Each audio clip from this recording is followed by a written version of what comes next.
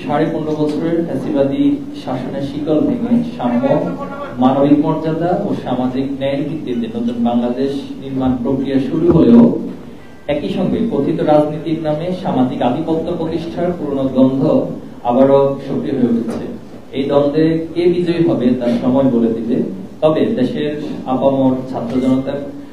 আপামর ছাত্র সমাজকে সঙ্গে নিয়ে ইসলামী মূল্যবোধ ও জুলাই বিপ্লবের আদর্শ বাস্তবায়নে বাংলাদেশ ইসলামী ছাত্র শিবির অঙ্গীকারবদ্ধ। স্বাধীনতার পর দীর্ঘ সময় পেরিয়ে গেলেও বাংলাদেশের মানুষ এখনো জুলুম নির্যাতনের শৃঙ্খল থেকে সম্পূর্ণ মুক্ত হতে পারেনি। এই কারণে এই মাটিতে বারবার আন্দোলন ও বিপ্লবের স্ফোরণ ঘটেছে। হাজারো তরুণ প্রাণ দিয়েছে একটি বৈষম্যহীন নতুন বাংলাদেশ গড়ার স্বপ্নে। তাদের সেই স্বপ্ন ও সংগ্রামের ধারাবাহিকতায় জুলাই বিপ্লবের মাধ্যমে দেশের রাজনৈতিক ইতিহাসে নতুন জাগরণের অধ্যায় সূচিত হয়েছে। এই বিপ্লবী 15.5 বছরের গড়ে ওঠা ফ্যাসিবাদী কাঠামোর পতন ঘটিয়ে নতুন বাংলাদেশের ভিত্তি স্থাপন করেছে। এই প্রক্রিয়ার প্রথম ধাপ হিসেবে ছাত্র রাজনীতির সংস্কার শুরু হয়েছে। ঢাকা বিশ্ববিদ্যালয়, জাহাঙ্গীরনগর বিশ্ববিদ্যালয়, চট্টগ্রাম বিশ্ববিদ্যালয় ও রাজশাহী বিশ্ববিদ্যালয়ের সকলভাবে ছাত্র সংসদ নির্বাচন সম্পন্ন হয়েছে, যার মাধ্যমে শিক্ষার্থীরা তাদের জন্য সৎ, যোগ্য, দক্ষ, আদর্শ ও দেশপ্রেমিক নেতৃত্ব নির্বাচন করতে পেরেছে। আলহামদুলিল্লাহ।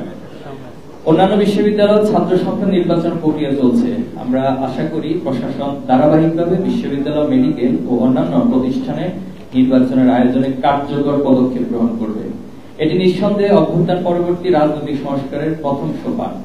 জুলাই আকাঙ্ক্ষাকে ধারণ করে এখন আমাদের মূল লক্ষ্য জাতীয় টেকসই রাজনৈতিক সংস্কার, যা আগামী দিনে একটি ফ্যাসিবাদ মুক্ত বৈষম্যহীন রাষ্ট্র গঠনে সহায়ক হবে।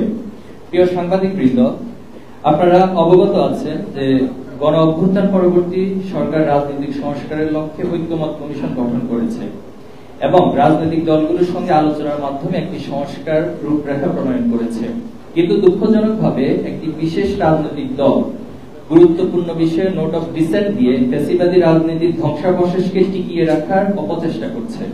আমরা এই ধরনের স্বার্থান্বেষী রাজনীতির তীব্র নিন্দা জানাই। যে সকল রাষ্ট্রীয় কাঠামো ও ব্যবস্থার মাধ্যমে পূর্ববর্তী সরকার ফ্যাসিবাদ প্রতিষ্ঠা করেছিল তার ন্যূনতম সংস্কার এখনো হয়নি। অন্তর্বর্তীকালীন সরকার এই ক্ষেত্রে চরম ব্যর্থতার পরিচয় দিয়েছে।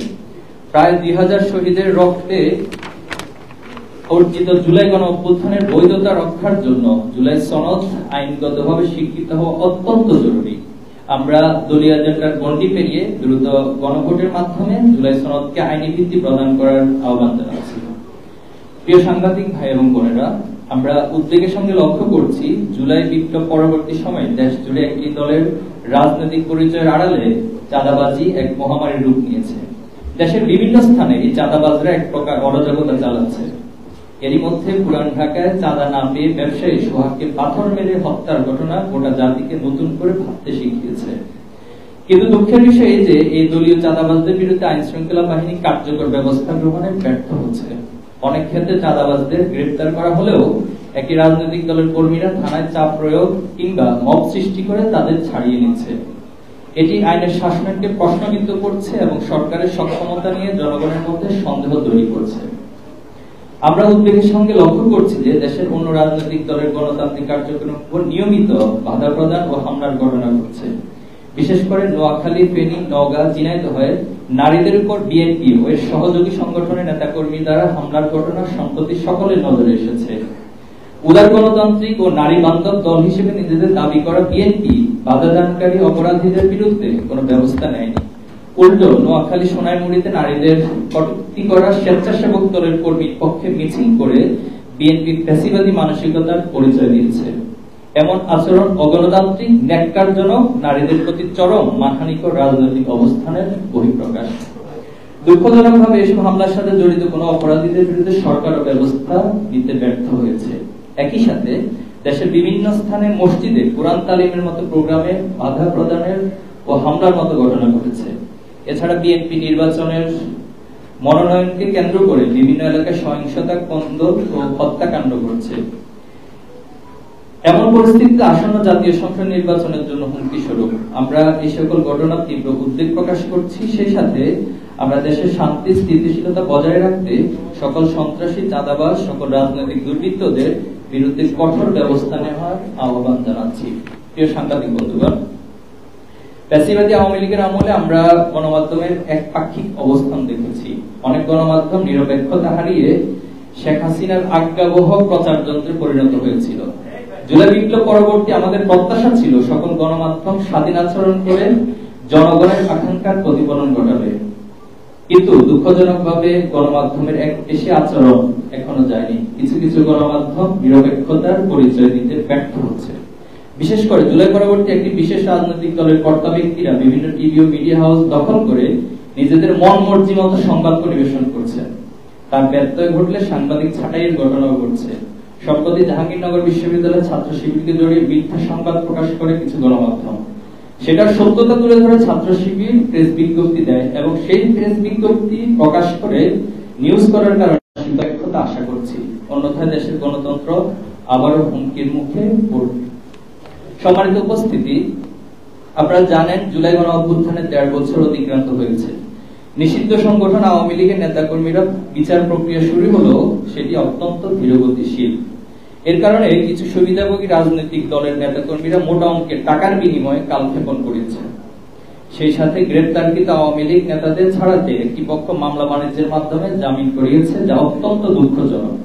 এই জামিনের সাথে ফ্যাসিবাদী মানসিকতার কিছু ব্যক্তি ও বিভিন্ন রাজনৈতিক দলের আইনজীবীরা জড়িত, এমন অনেক তথ্য গণমাধ্যমে প্রকাশিত হচ্ছে। সম্প্রতি যুগান্তরের তথ্য অনুসারে মানিকগঞ্জে আওয়ামী লীগ নেতাকর্মীদের জামিনের জন্য লড়ছেন বিএনপির সহসভাপতি অ্যাডভোকেট মেজবাহুল হক। এমন শত শত ঘটনার উদাহরণ গণমাধ্যমে বিভিন্ন সময় পাওয়া যাচ্ছে।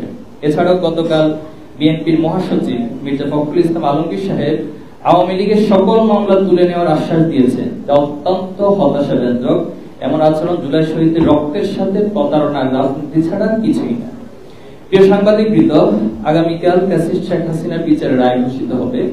ইতিমধ্যে নিষিদ্ধ আওয়ামী লীগের নেতাকর্মীরা বিভিন্ন স্থানে ভাঙচুর, অগ্নিসংযোগ, হত্যাকাণ্ডের মাধ্যমে জনমনে আতঙ্ক সৃষ্টি করছে। গত 2 দিনে এই সন্ত্রাসী সংগঠনটির দুর্বৃত্তরা 15টির অধিক বাসে আগুন দিয়ে পুড়িয়ে দিয়েছে। তাদের আগুন সন্ত্রাসের শিকার হয়ে ময়মনসিংহে ঘুমন্ত অবস্থায় একজন বাস চালক নিহত হয়েছে। আমরা মনে করি সরকার আইন শৃঙ্খলা বাহিনীর উদাসীনতা এর জন্য দায়ী।